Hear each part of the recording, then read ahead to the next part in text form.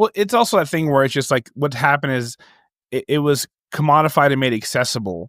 And like the thing is, whether we like it or not, we do like things from people who look like us.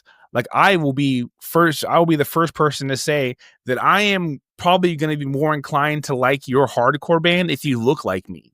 Mhm. And that's just the way it is. But what happens is that unfortunately, if we want to make a living off of this art, we do need a Rick Rubin to co-sign, for Def Jam, to make Def Jam happen with Russell Simmons.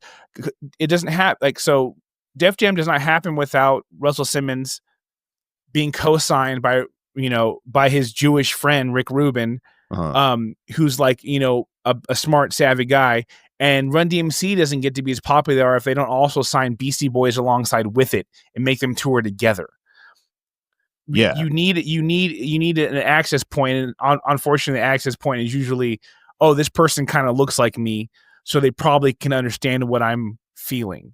But I feel like with like that exact process, because it's catering to like white audiences, it's creating kind of a fake, it's almost like a invented history kind of thing, because it's taking like the spirit of having been the underdog in a situation and then making the person that's the face of it now a white person, which is resolving the conflict in white Americans' heads, which is that they are in the vampire cult and not in the fun party where you get to actually have a soul. I want to do some discourse. That's what I want to ask, because there's obviously people saying like, is parts of this movie pandering to the white gaze? Because there's that scene where Remick says, he starts doing the Lord's Prayer and he says, oh yeah, that language, that faith, those words were forced on us too, drawing this direct lineage between like the African American experience and the Irish experience in Ireland. And for me, that was where my eyebrows kind of shot up the most, because like I mentioned before, the stuff I studied is very replete with white supremacists, and they love saying shit like that. So people repeat it sometimes, like serious black scholars will repeat it because, they had a graduate assistant do that part because they didn't give a shit about it. So I've seen this kind of stuff like show up in actual books about race and go, oh no, please, the guy you're citing is a white supremacist. He's a Holocaust denier. So it happens. And but what do you think about like that critique? A couple things there is like, so, the important thing,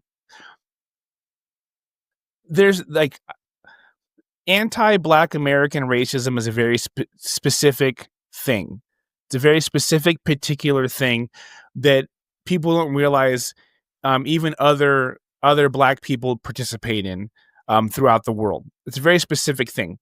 And the truth of the matter is, like I was referring to earlier, is that yes, he did that, but that is a real thing that happens when white people want to pander. It's not inaccurate, and if they mean it genuinely, then it's not a bad thing, because like I was referring to earlier, Ireland, actual Irish people in Ireland, yes, the modern version is obviously like they're still like, Protestant or Catholic, and it's still Christians amongst Christians or whatever.